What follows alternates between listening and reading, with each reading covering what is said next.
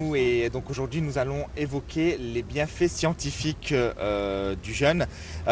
Pourquoi jeûner justement?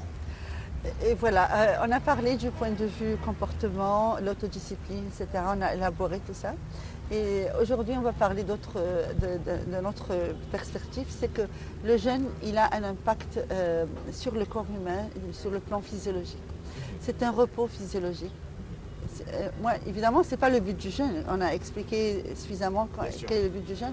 Mais Allah subhanahu wa ta'ala, non seulement on bénéficie dans la vie future, Inch'Allah, de rentrer au paradis, mais aussi dans la vie mondaine. C'est une occasion pour détox, comme on appelle, détoxifier notre corps, un repos physiologique. Et subhanallah, d'après la médecine douce, c'est une opportunité pour renouveler et régénérer et revitaliser les cellules du corps. Ouais. Pourquoi? Parce que Feynman, on a plusieurs noms, Hippocrate, etc. Tous ces noms qui sont célèbres, ils ont adopté le jeûne avec les malades. Ils disent, donc tous les grands médecins comme Hippocrate, ils ont dit Al-Himya Ra's al-Dawa. Qu'est-ce que c'est Al-Himya Ra's al-Dawa? C'est le fait de s'abstenir de manger, de boire pendant un certain moment, et surtout lorsque le malade il refuse de manger par l'instinct, naturellement, comme l'animal d'ailleurs. L'animal, il refuse de manger quand il est malade. Et c'est naturel. Pourquoi? Parce que le corps, subhanallah, d'après cette expression, ils disent que lorsqu'on s'abstient de manger, de boire, il y a un certain repos physiologique et la force vitale, c'est notre force qui est responsable d'équilibrer notre corps. Au lieu de se diriger vers le tube digestif ou l'appareil digestif, elle se dirige vers la plaie, par exemple. Les différentes autres parties du corps. Parties qui ont les cellules endommagées, pour réparer les cellules endommagées, pour si on a un problème, une inflammation quelconque. Voilà. Alors la réparation est bien plus rapide lorsqu'on s'abstient de manger, et naturellement. D'accord. Alors c'est une façon de... une autre vertu du jeûne. Alors si on en parlait, je sais qu'on en a beaucoup, hein, mais je préfère qu'on fasse une petite pause, un petit commentaire qui nous donne un petit peu plus de détails et on revient après ça.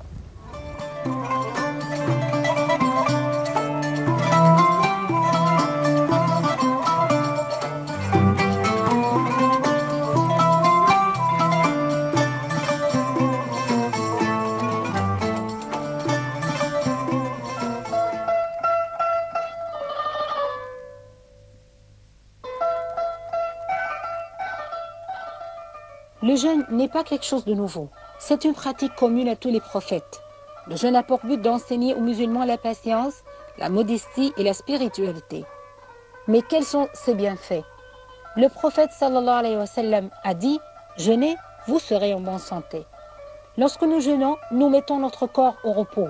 Il n'y a plus d'efforts digestifs, mécaniques, sécrétoires ou nerveux. L'organisme économise alors beaucoup d'énergie.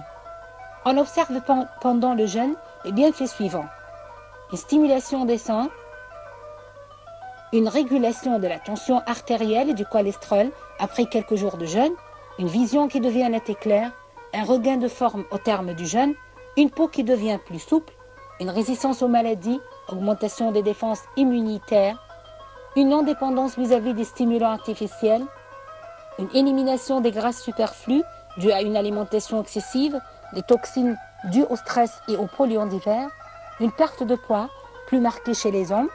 Le jeûne nous réhabilite, c'est pourquoi on recommande le régime pour prévenir ou guérir certaines maladies.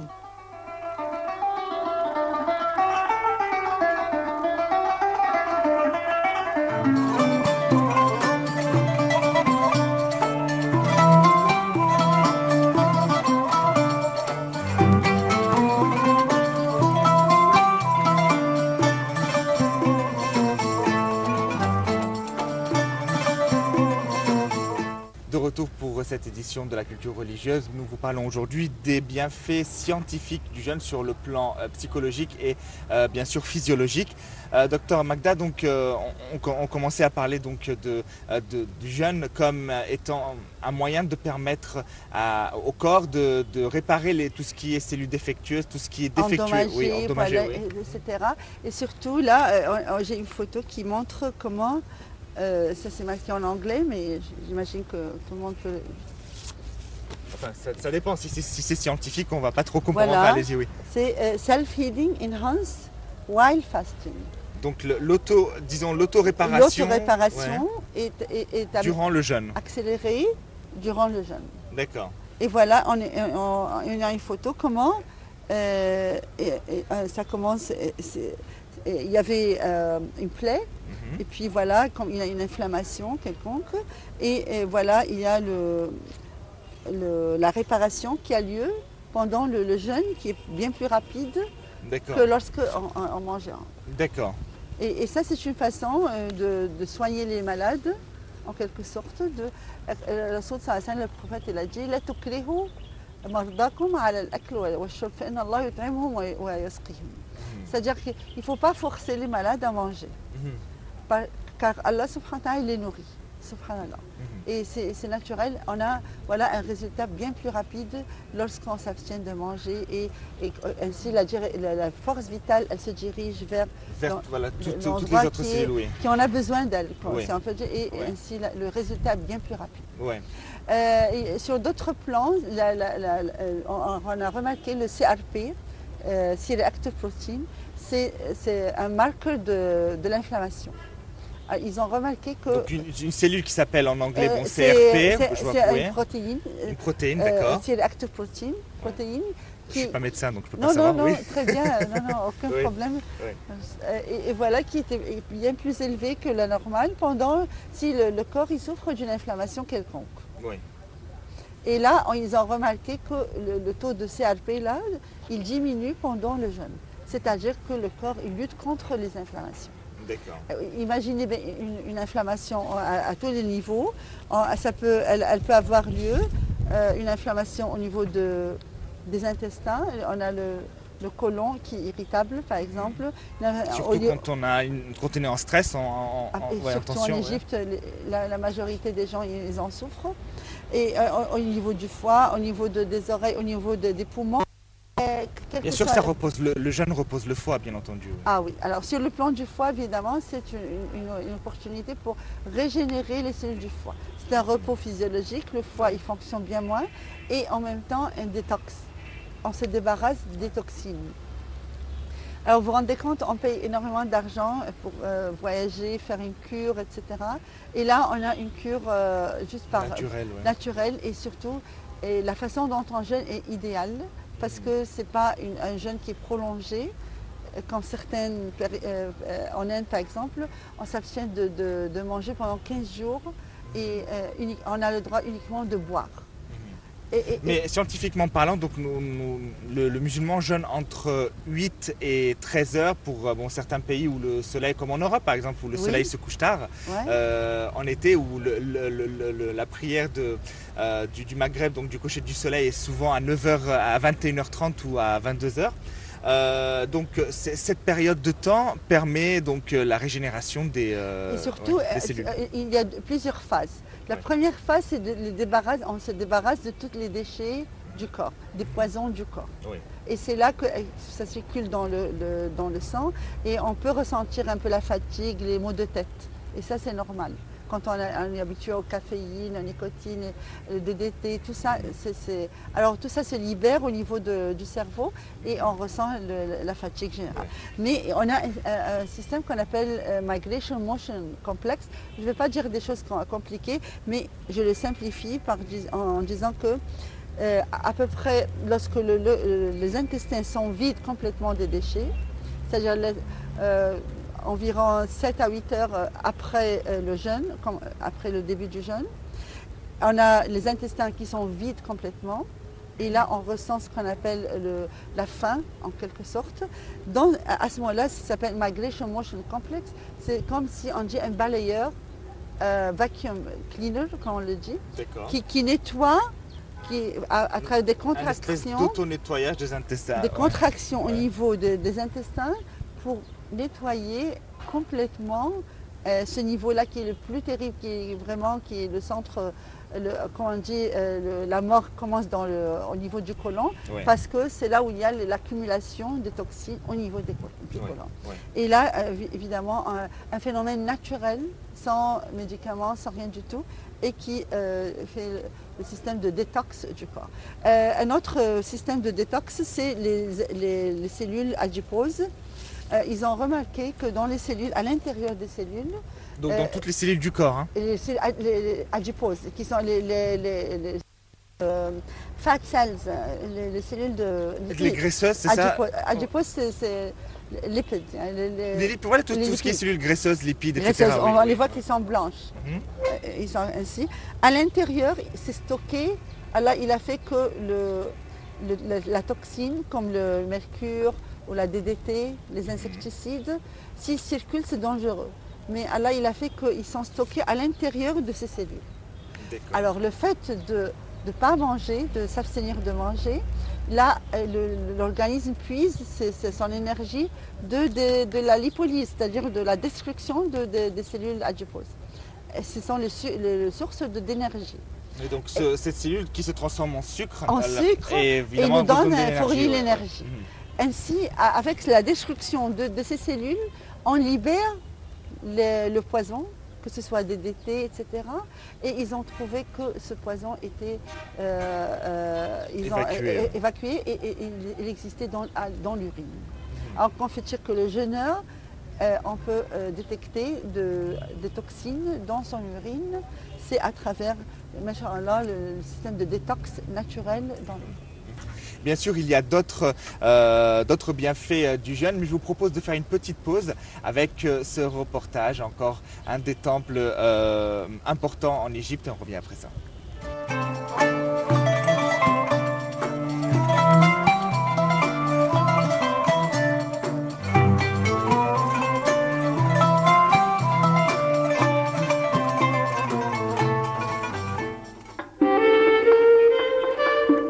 Le secteur des pièces métalliques dans le musée de l'art islamique renferme des chandeliers mamelouks, des instruments d'astronomie, des lustres et des chaises, tous appartenant à des sultans et émirs.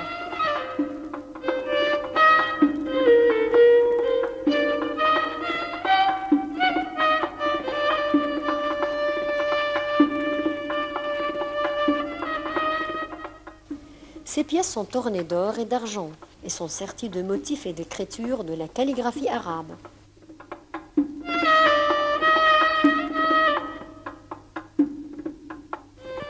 Les verres.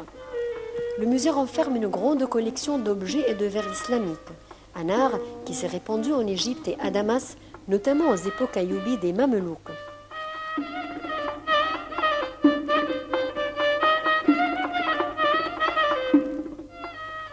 Le textile.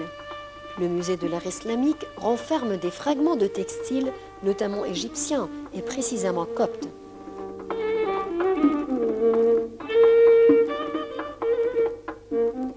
Les Coptes étant connus par leur excellence dans ce domaine.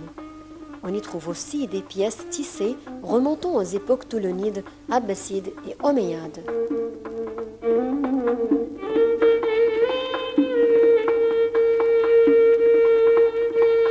Les tissus à l'ère copte en Égypte étaient en lin et en coton, alors que les pièces tissées en Irak à l'ère abbasside et omeyyade étaient plutôt en soie.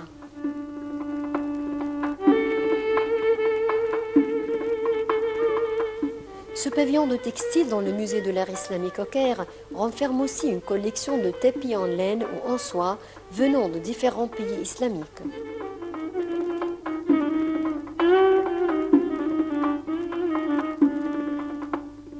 Cette salle renferme les armes et sultans et califes musulmans. Parmi les pièces les plus distinguées qui s'y trouvent figurent l'épée du sultan Konso al-Rouri et celle du sultan Toman Bey, sur lesquelles sont gravés les noms de leurs propriétaires.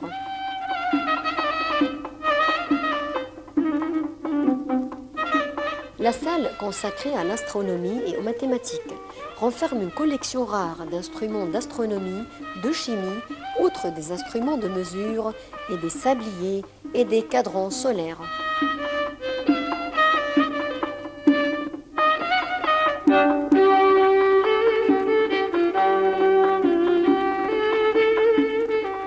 Le musée renferme aussi de différentes formes de boussole, qui est très important pour le musulman, pour l'aider à savoir la Qibla, qui est la direction de la Mecque pour se diriger vers lors de ses prières. Les instruments exposés au pavillon des sciences et de la médecine au musée de l'art islamique reflètent la génie des musulmans dans ce domaine. On y trouve des instruments chirurgicaux, médicaux, ainsi que des schémas montrant le corps humain en détail. Ce pavillon renferme entre autres des thèses de médecine et de la pharmacie.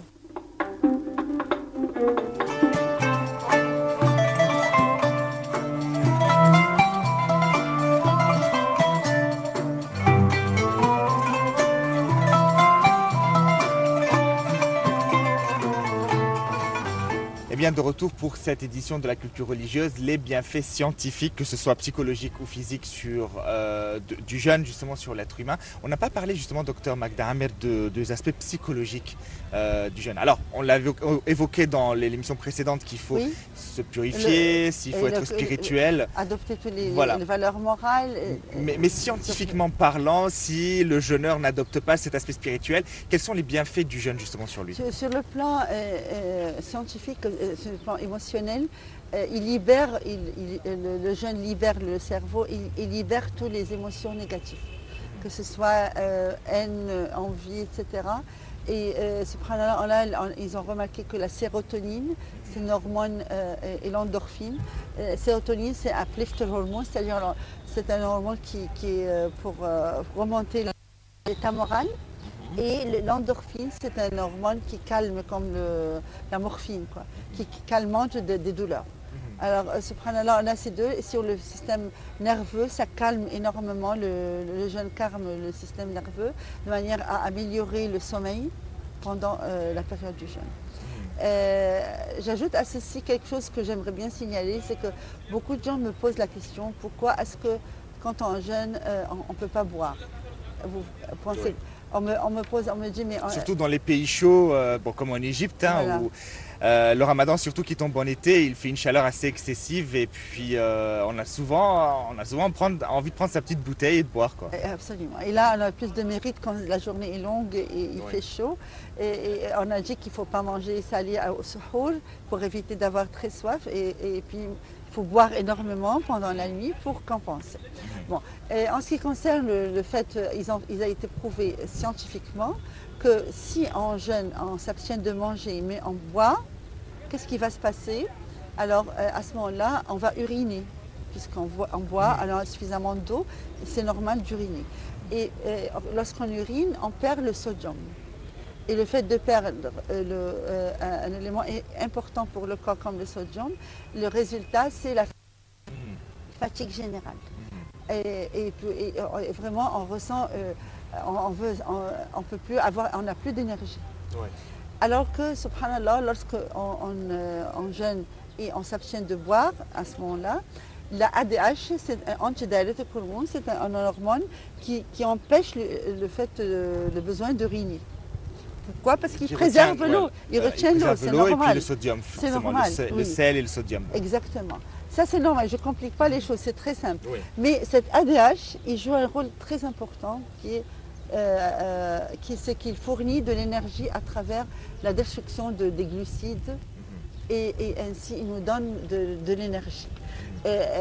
Alors ça, c'est fantastique et il améliore les fonctions des globules rouges et des reins lorsque lorsque tout ce qui est, le sang est concentré en quelque sorte, temporairement évidemment. Ouais. Alors voilà, subhanallah, ça ne fait pas de mal de ne pas boire ou de ne pas manger pendant un certain temps.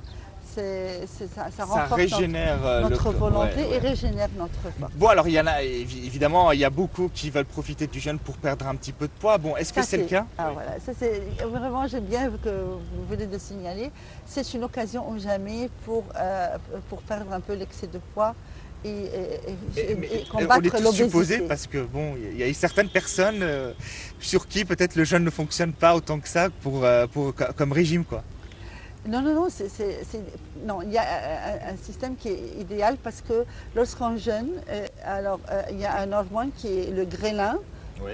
C'est un hormone qui augmente pendant c'est l'hormone de la faim.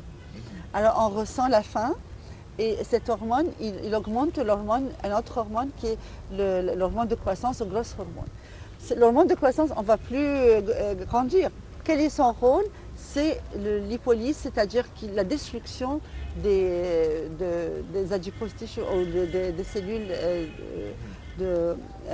d'adipose qui sont donc ces cellules graisseuses qui contiennent toutes les toxines. Alors ouais. C'est vraiment idéal pendant ce temps. Quand on a vraiment faim, vous vous rendez compte, vous vous débarrassez de toutes les cellules adiposes qui sont en excès. Alors c'est une opportunité, mais à condition d'éviter les sucreries, d'éviter des repas copieux parce que ça nous rend fatigués et on ne peut plus prier après pendant 20 prières de suite, 20 rak'ah de suite. On est fatigué évidemment si le repas est copieux. Ouais. Et éviter les graisses, les sucreries. Ouais. Et d'ailleurs, si on est en état de détox, et on a le taux de cholestérol qui diminue, LDL qui est très mauvais pour le corps, qui cause les crises cardiaques, etc. Ouais. Et on a les triglycérides qui diminuent, etc. Et on a une protection, le fatty liver, on a le foie qui, des fois, on a plein d'adipose, enfin des cellules adiposes à nouveau qui sont autour du foie. On se débarrasse de tout ça pendant le jeûne. Alors, profiter de toutes les vertus du jeûne, en même temps, parallèlement, avoir une nutrition qui sont riches en phytonutriments, en vitamines, etc. Et en salade, en repas légers, et non pas par tout ce qui est raffiné. Le problème du jeûne est surtout dans nos sociétés arabo-musulmanes et que lorsque le azan du Maghreb retentit, donc la rupture du jeûne, on se rue vers les tables comme si on n'avait pas mangé depuis 100 ans, comme si cette nourriture allait partir. Or, ce n'est pas la sunna, justement. Le prophète avait recommandé de reprendre le cycle, disons, digestif de façon graduelle. Graduelle, et éviter surtout le gaspillage. Il y a un certain gaspillage en ayant tous ces plats. C'est un gaspillage, évidemment. Et l'islam est contre le gaspillage. Alors, quels sont les conseils, justement, pour ne pas s'alourdir et profiter des bienfaits du jeûne? C'est-à-dire que pour augmenter ses bienfaits même après avoir jeûné. Et voilà, il faut manger les crudités, tout ce qui est riche en couleurs, toutes les couleurs orange, vert, enfin que ce soit les plantes vertes, que ce soit des raisins rouges, enfin toutes les couleurs, tout ce qui est orange, etc., jaune comme les bananes, etc. Et ça, ça enrichit le corps de vitamines et de sels minéraux, de phytonutriments. Et surtout, j'aimerais bien signaler que le cancer, la meilleure façon pour se débarrasser des tumeurs, ils ont trouvé que le jeûne est excellent pour réduire les tumeurs. Ouais. Alors, il suffit que déjà, alhamdoulilah, grâce au jeûne, on peut réduire la taille de la tumeur. Et si on mange de manière nutritive et des aliments riches, qu'on appelle superfood, qui sont riches vraiment en toutes les matières, tout ce qui est nécessaire pour le corps, ça serait l'idéal. Comme quoi, c'est quoi ces superfoods? Le superfood, ça peut être les salades, que ce soit toutes sortes de salades, que ce soit les tomates qui sont rouges, les choux qui préviennent le cancer, le miel qui est un aliment complet, tout ce qui est naturel. Tout ce qui est naturel. À part ça, on ajoute le flaxseed, les graines de lin, et, les germes de blé. Et tout ce qui est vert, maintenant on a des granules de green grass. Tout ce qui est vert, vraiment, on fait des jus de crudités qui sont vertes, toutes les feuilles vertes. D'accord. Ça, c'est vraiment excellent. Les betteraves aussi. C'est un profiter, détox. voilà. Ajouter des détox naturels. Profiter en fait de ce le mois riz pour complet, ouais. les céréales complets et non pas tout ce qui est blanc. Éviter tout ce qui est raffiné. Éviter les graisses. Ce qui est trop copieux, quoi. Trop copieux et qui est lourd pour le foie, etc. Et évidemment, quand on sait que le foie, quand il ralentit les fonctions du foie, le résultat, c'est la fatigue. Et bien sûr, oui. Donc, on a pu voir que, scientifiquement parlant, le jeûne... Voilà, juste à citer, oui. Voilà. Et ça, j'aimerais bien montrer comment l'effet du jeûne... Donc ça, nous parlons de chakras, donc l'énergie corporelle. Voilà. Et on voit qu'on a 7 chakras. Ce qui nous concerne, c'est la deuxième chakra. Sur la deuxième chakra, elle explique le hadith du prophète sallallahu alayhi wa sallam. Il a dit que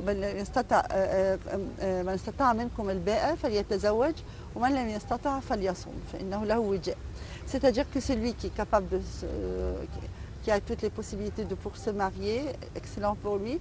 Mais qu'il se marie donc, qu'il se marie donc. Et pour celui qui n'a pas les moyens, la meilleure façon pour contrôler et maîtriser ses désirs, c'est de jeûner.